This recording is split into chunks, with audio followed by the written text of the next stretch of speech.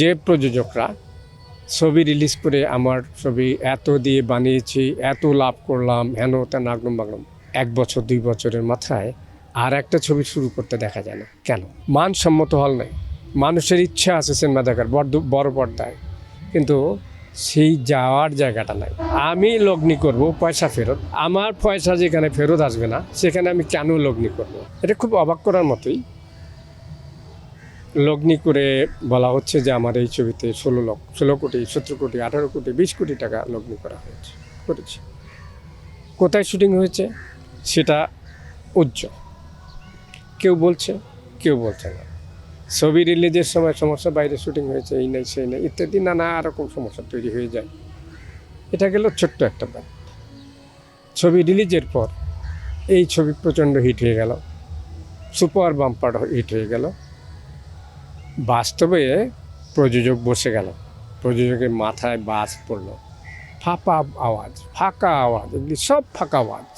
হ্যাঁ, আসলে কি করে টাকাটা উঠবে? এক সময় এই দেশে 300-র উপর হলের সংখ্যা ছিল। প্রতিটা ডিস্ট্রিক্টে, প্রতিটা মহকুমা শহরে প্রতিদ্বন্দ্বী হল ছিল, একটার কাউন্টার আর একটা। হ্যাঁ, ফলে তখন ব্যবসা ছিল। এক হল যা দিত আর এক হল এসে বলতো আমি তার চেয়ে বেশি দিচ্ছি, ভাই আমাকে ছবিটা দেন। তো এখন সেই কন্ডিশন নাই। গুটি কয়েক হল আছে আর সব সিনেপ্লেক্স, মাল্টিপ্লেক্স ইত্যাদি। তো সিনেপ্লেক্স, মাল্টিপ্লেক্স, গুটি কয়েক সিনেপ্লেক্স, মাল্টিপ্লেক্সের সিনেমা চালিয়ে এই সিনেমার লগ্নিকে তো অর্থ উঠিয়ে আনা সম্ভব নয়, বাস্তবেও সম্ভব নয়, বাস্তবতাও নয়। যা বলা হয় ফাঁকা বলি আওয়াজ।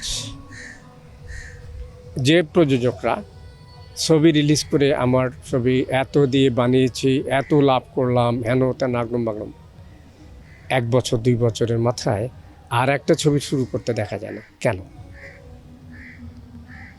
ব্যবসায়ীরা লাভ বুঝে, যেখানে লাভ আছে সেখানে থাকে, সেখানেই ব্যবসা করার চেষ্টা করে।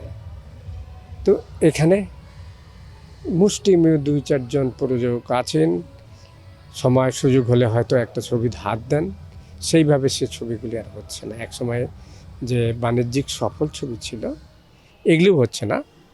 এটার বাইরেও, এই যে বাণিজ্যিক ধারার বাইরে বেশ কিছু ছবি পৃথিবীর সব জায়গায় বিকল্প ধারার কিছু ছবি থাকে, সেগুলোও হিট হয়, জনপ্রিয়তা লাভ করে, শ্রোতা দণ্ডিত হয়। এগুলো কিচ্ছু হচ্ছে না, কোথাও কিছু নেই। এই শিল্পটা একেবারেই নেতৃত্বের অভাবে, নেতৃত্ব গুণের অভাবে বসে গেছে। এই সিনেমা সংশ্লিষ্ট লোকজনের সদিচ্ছার উপর নির্ভর করছে প্রথমত। দ্বিতীয়ত সরকারের সহযোগিতা লাগবে। কারণ একটা সময় এই দেশে 300 সিনেমা হল ছিল, তারও উপর ছিল, 4-র উপর ছিল। সেটা কমতে কমতে কমতে কমতে এখন কয়েকটা সিনেপ্লেক্স দাঁড়িয়েছে।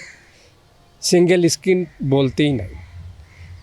এখন সিঙ্গেল স্ক্রিন না থাকলে পরে শুধু এই কয়েকটা সিনেপ্লেক্স দিয়ে একটা সিনেমার টাকা ওঠানো সম্ভব নয়।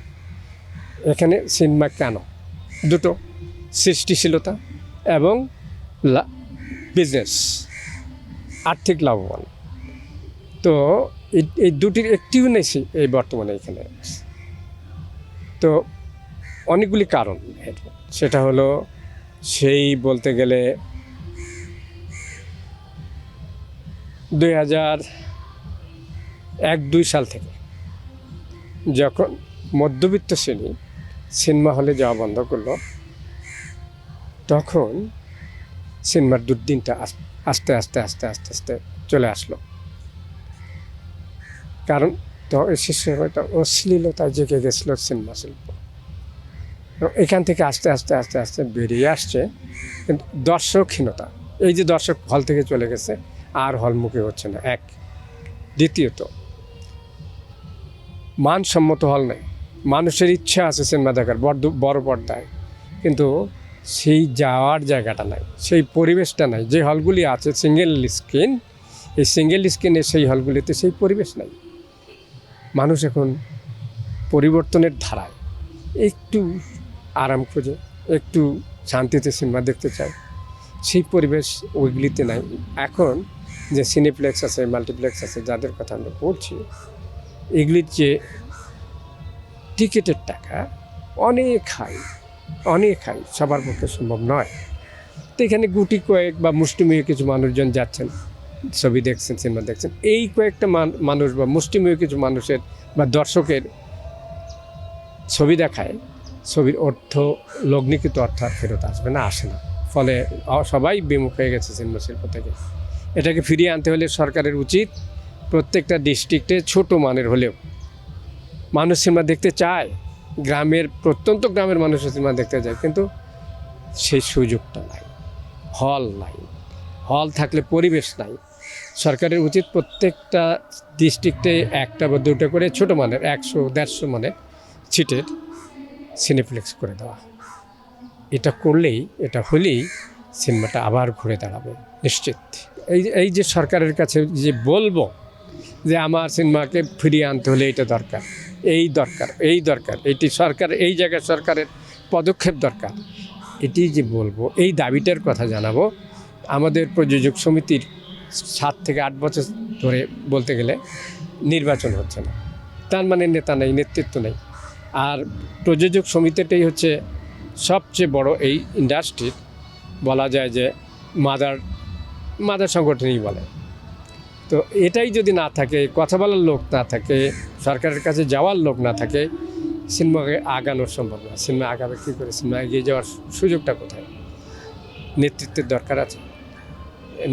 সিনেমায় প্রযোজক সমিতির নির্বাচন হচ্ছে, আমি আশাবাদী নেতৃত্ব চলে আসবে, এবং সঠিক নেতৃত্ব আসলে পরেই সিনেমা কিছুটা হলেও গতি হবে, প্রাণ ফিরে পাবে। এই ব্যাপারটাও আমার নজরে না, অনেকের নজরেই আছে। সেটা হলো যে ওই যে বললাম, আমি লগ্নি করব পয়সা ফেরত, আমার পয়সা যেখানে ফেরত আসবে না সেখানে আমি কেন লগ্নি করব? আমার সিনেমা সাবমিট করে দিলাম, নতুন গল্প, গদবাঁধা গল্পের বাইরে সিনেমা সাবমিট করলাম, অথচ সিনেমা যদি সেন্সর না হয়, তা আমি সেখানে কেন লগ্নি করব? বিকল্প পথ আছে। এই যেটা বললেন আপনি, OTT প্ল্যাটফর্ম, এখানে এখন পর্যন্ত সেন্সরশিপ আরোপ করা হয়নি, শুনছি এটাতেও সেন্সরশিপ আরোপ করা হবে। তো এটাতেও যদি সেন্সরশিপ আরোপ করা হয়, এটিও যাবে, থাকবে। আসল কথা হচ্ছে যে আমাদের কিছু ভালো হল লাগবে। ভালো হল হলেই ভালো কিছু প্রযোজক চলে আসবে, ভালো মানের ছবি হবে, এবং সিনেমা শিল্পের উন্নতি হবে, অগ্রগতি হবে, বিশ্বব্যাপী বাংলা সিনেমা সুনাম ছড়িয়ে পড়বে।